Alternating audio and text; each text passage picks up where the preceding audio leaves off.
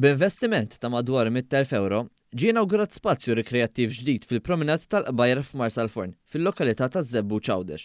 Il-qofol tal-proġett kienu l-bandli l-ġodda li saru wara li l-Kunsill Lokali ta' Żebbuġ ingħata fondi minn taħrikiet tal-Leża. Il-proġett inkluda bażi tal-konkos fejn ġie installat rubber flooring u playing equipment adattat biex intuża kemm it-tfal kif ukoll minn persuni bi bżonnijiet speċjali. Tħawlu wkoll xtiel indiġeni u adattati għaż-żona. Il-Ministru għal-Għawdex, Clint Camilleri, faħar l-impenn tal-Kunsill Lokali f'din il-lokalità.